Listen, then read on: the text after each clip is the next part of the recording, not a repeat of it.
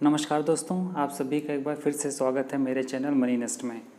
दोस्तों, यह वीडियो मैं दया शंकर जी के कमेंट पे बना रहा हूं। इन्होंने कमेंट किया था कि ICICI डायरेक्ट में ये नए हैं और यह जानना चाहते हैं कि ICICI डायरेक्ट में आप स्टॉक्स को किस तरीके से सेल कर सकते हैं, बेच सकते हैं। तो चलिए हम लोग इस वीडियो में इसी के बारे में बात करेंगे और डिटेल में जानेंगे, समझेंगे कि ये काम आप ICICI डायरेक्ट ऐप में कैसे कर सकते हैं। तो चलिए इसके लिए सबसे पहले हम ICICI डायरेक्ट का ऐप ओपन कर लेते हैं। ये देखिए, इस तरीके से जब आप ऐप पर क्लिक करेंगे तो कुछ इस तरीके से ओपन होगा। अब यहाँ पर आप देखिए, ये जो 3 लाइनें हैं इसके ऊपर सिंपली आपको क्लिक कर लेना है। जैसे ही क्लिक करेंगे आपके सामने ये ऑप्शंस आ जाएंगे। अब आपको ट्रेड एंड इन्वेस्ट जो सेकंड वाला ऑप्शन है इसके ऊपर क्लिक करना है। ट्रेड एंड इन्वेस्ट पर हमने क्लिक कर लिया। अब आपके पास में लॉगिन का ऑप्शन आ जाएगा, इस पर आपको क्लिक कर लेना है। लॉगिन के ऑप्शन पर जैसे ही आप क्लिक करेंगे आपके सामने कुछ इस तरीके से आ जाएगा, अगर आपने फिंगरप्रिंट इनेबल कर रखा है तो। अन्यथा आप एक्सेस कोड डाल करके या अपना लॉगिन ID पासवर्ड डाल करके लॉगिन कर सकते हैं। क्योंकि यहाँ पर मैंने फिंगरप्रिंट एक्सेस कर रखा है तो हम इसको लॉगिन कर लेते हैं फिंगरप्रिंट के द्वारा। अब आपको दिखाई दे रहा होगा जो ये लेफ़्ट साइड का कॉलम है, यहाँ पर ये 5वें नंबर पे इक्विटी पोर्टफोलियो लिखा हुआ है, इसके ऊपर आपको क्लिक करना है। चलिए इसके ऊपर क्लिक करते हैं। क्लिक करने के बाद कुछ इस तरीके का इंटरफेस या पेज कह लीजिए आपके सामने खुल जाएगा।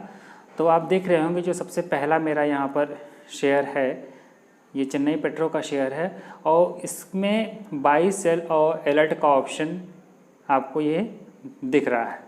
लेकिन जब आप नीचे स्क्रॉल करेंगे तो यहाँ पर ऑप्शन नहीं आ रहा है। तो वो ऑप्शन लाने के लिए आपको करना क्या है, सिंपली जो ये वाला पार्ट पूरा आपको दिख रहा है इस पर कहीं पे भी आप क्लिक कर दीजिए। जैसे ही आप क्लिक करेंगे वैसे ही आपके पास बाई सेल और सेट अलर्ट का ऑप्शन आ जाएगा इस तरीके से। तो अब क्योंकि हमें यहाँ पर स्टॉक को सेल करना सीखना है तो चलिए सेल वाला जो बटन है इसके ऊपर हम क्लिक करते हैं। सेल वाले बटन पे हमने क्लिक किया। क्लिक करने के बाद में ऊपर सबसे ऊपर यहाँ पे देखिए इक्विटी आ रहा है यहाँ पर, और उसके बाद कैश और ATM का ऑप्शन आ रहा है। तो यहाँ पर देख रहे होंगे आप जो कैश वाला ऑप्शन है इसके बगल में ब्लैक पॉइंट से टिक है, तो इसको ही आपको चूज़ करना है, ना कि E-ATM को।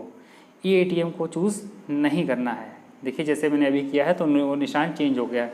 E-ATM एक अलग सेगमेंट है, अगर आपको कैश तुरंत चाहिए होता है क्योंकि T+2 डे में पैसा आता है तो उसमें समय लगता है, ये तुरंत कैश चाहिए होता है तब के लिए ऑप्शन लोग चूज़ करते हैं। इसके बारे में बाद में देखा जाएगा, समझा जाएगा।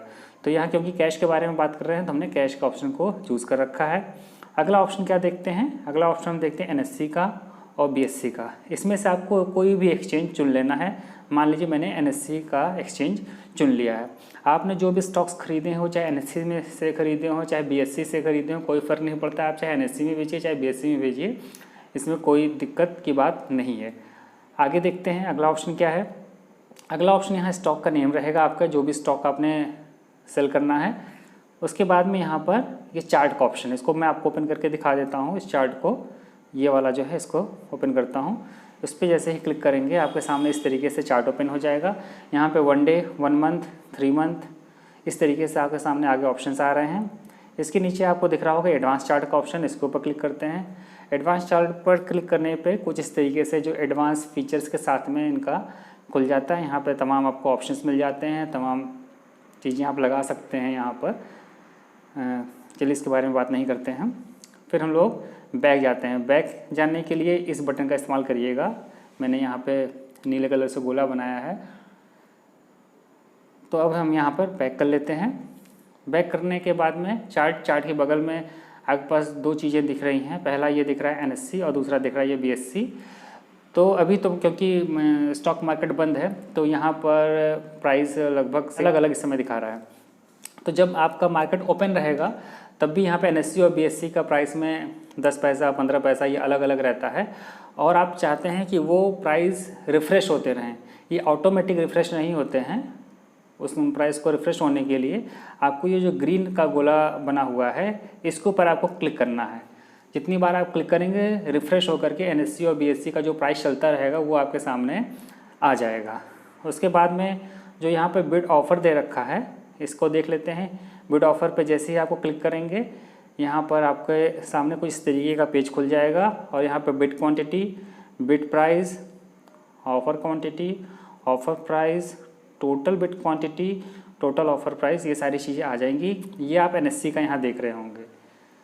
अब जो ये प्लस का निशान बना हुआ ये वाला यहाँ आप क्लिक करेंगे तो आगे पास में BSE की डिटेल आ जाएंगी। इसको चलिए प्लस करते हैं। अब ये जो भी चीज़ें थी bid quantity, bid price, offer quantity, offer price, total bid quantity और टोटल ऑफ़र प्राइस, ये सारा आप ये जो BSE वाला दे रखा है वो सारी चीज़ें यहाँ पर आप देख पाएंगे।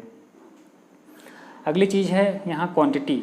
यहाँ पूछ रहा है क्वांटिटी, आप कितनी क्वांटिटी में अपना स्टॉक सेल करना चाहते हैं। जाहिर सी बात है जितना होगा आपके पास, आपने मान लीजिए 100 शेयर खरीद रखे होंगे तो 100 ही बेचेंगे या फिर उससे कम बेच सकते हैं। तो यहाँ पे ध्यान रखने वाली बात यह है, हम एग्जांपल के तौर पे लेते हैं। मान लीजिए कि मैंने किसी कंपनी के 10 स्टॉक ले रखे हैं जिनकी टोटल वैल्यू है 10,000 रुपया है।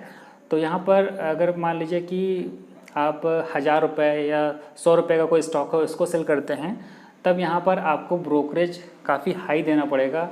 आपको पता होगा ICICI का ब्रोकरेज काफ़ी हाई साइड में है। जो मेरा जो प्लान है वो 0.55% इक्विटी डिलीवरी पे चार्ज मुझे देना पड़ता है ब्रोकरेज का।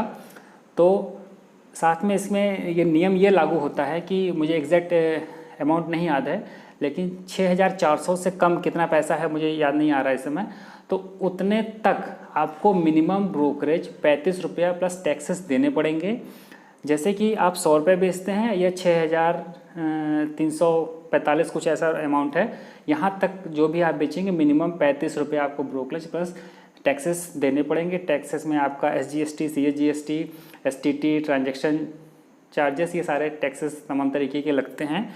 टैक्सेस के बारे में बात हो गई। लेकिन जब आप उस अमाउंट से ज़्यादा पैसे के शेयर्स को सेल करते हैं, सपोज़ आपने 10,000 अमाउंट सेल किया तो 10,000 का 0.55% वो ब्रोकरेज चार्ज करेंगे। 10,000 का 0.55% 55 रुपये और प्लस टैक्स, उस पर जो भी टैक्सेस बनेगा वो आपको पे करना पड़ेगा। तो यहाँ क्वांटिटी लिख लेते हैं। मान लीजिए मैंने एक क्वांटिटी लिख ली है। अगली चीज़ है यहाँ पे आपको दिख रहा होगा, ये है लिमिट प्राइस और है मार्केट प्राइस। ठीक है, तो लिमिट प्राइस जो है जब आप भरेंगे तो मान लीजिए यहाँ पर चल रहा है 152.15 चल रहा है।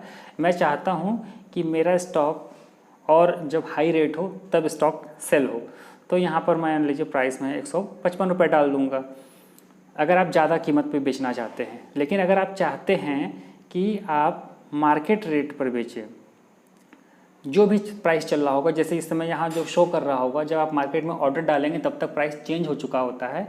तो जो भी मार्केट में प्राइस चल रहा होगा उस पर आपको सेल हो जाएगा जब मार्केट ऑर्डर चूज़ करेंगे तब। जब मार्केट ऑर्डर चूज़ करेंगे तब, और ये लिमिट का जो कॉलम है ये आपका ब्लैंक हो जाएगा। अब अगला ऑप्शन क्या है, अगला देखते हैं। यहाँ पर ये मोर का लिखा हुआ है, इस पर प्लस का निशान बना हुआ है, तो इसको खोल के देखते हैं। इसको ओपन करने के बाद आपको पास ऑप्शंस आ रहे हैं डे का, IOC का और BTC का। तो डे ऑर्डर क्या है इसके बारे में थोड़ा सा जानते हैं। जैसे जो ऑर्डर आपने सेल का डाला तो वो 3:30 मार्केट क्लोज होने तक आपका ऑर्डर पड़ा रहेगा। अगर ऑर्डर एग्जीक्यूट हो जाता है तब तो वो जाहिर सी बात एग्जीक्यूट हो गया, और इन केस 3:30 तक एग्जीक्यूट नहीं होता है तब आपका ऑर्डर कैंसिल हो जाएगा। जो अगली चीज़ है IOC, ये तुरंत ऑर्डर आपका एक्सचेंज में जाएगा और जो होना होगा उसको सेल होना होगा तो तुरंत हो जाएगा, अदरवाइज़ वो कैंसिल हो जाएगा। और ये BTC ऑर्डर है, इसके बारे में पहले वीडियो बना चुका हूँ। वैलिड टिल कैंसिल का ऑर्डर होता है, ये 45 दिनों तक वैलिड रहता है। इसमें भी आप अपने पसंद का प्राइस भर सकते हैं, लेकिन उसकी भी नियम और शर्तें हैं। ऐसा नहीं है कि आपका स्टॉक इस समय 152 रुपया है तो हम यहाँ 200 रुपये भर दें। कुछ उनकी लिमिट रहती है जो भी पर डे के हिसाब से, शेयर के हिसाब से रहती है, तो उतना ही लिमिट में आप भर सकते हैं, अपने मनचाहा प्राइस नहीं भर सकते हैं। अगला चीज़ है यहाँ पर डिस्क्लोज्ड क्वांटिटी, यहाँ पर आप चाहे तो डालें क्वांटिटी और चाहे तो न डालें, कोई फ़र्क नहीं पड़ता है। ये स्टॉप लॉस और ट्रिगर प्राइस, इसका जो लोग इंट्राडे वगैरह करते हैं उनको इसकी ज़रूरत पड़ती है, हम लोगों के लिए इसकी ज़रूरत नहीं है। तो ये सारी चीज़ इंट्राडे डालना, जैसे ही आप डालेंगे उसके बाद में यहाँ पर सेल का जो ऑप्शन है, यहाँ पर आप सेल नाउ पे कर देंगे। उसके बाद में आप प्रोसीड कर देंगे, ऑर्डर आपका एक्सचेंज को चला जाएगा। इस तरीके से आपके पास में ऑर्डर एक्नॉलेजमेंट आ जाएगा और इस तरीके से लिख करके आ जाएगा, your order will be send to the exchange when the exchange opens. इस तरीके से आ जाएगा। ऑर्डर बुक यहाँ से आप देख सकते हैं, ये जो ऑर्डर बुक है आपकी, और यहाँ आपको दिखा देते हैं। तो इस तरीके से आपके पास ऑर्डर बुक आ जाएगा। यहाँ पर स्टेटस में रिक्वेस्टेड दिखा रहा है। तो ये बहुत ही साधारण तरीका है, मुझे लगता है कि समझ में आ गया होगा किस तरीके से आप अपने स्टॉक्स को सेल कर सकते हैं। ऊपर यहाँ पे आपको ये ट्रेड बुक का भी ऑप्शन दिख रहा है। जब ऑर्डर एग्जीक्यूट हो जाएगा तब आपका ये ट्रेड बुक में चीज़ें आ जाएंगी, वो वहाँ पर आपको शो करेगा। तो उम्मीद करता हूँ कि मैं समझाने में सफल हुआ हूँगा और आपको तब भी कोई समस्या रहती है ICICI डायरेक्ट में स्टॉक्स बेचने के संबंध में, जो भी आपने डिलीवरी में ख़रीद रखा है, तो मैसेज करिएगा कमेंट में। मैं कोशिश करूँगा कि आपकी जो भी शंका है उसको दूर कर पाऊँ। तो इस वीडियो में इतना ही। नेक्स्ट वीडियो में फिर से मिलते हैं, तब तक के लिए नमस्कार।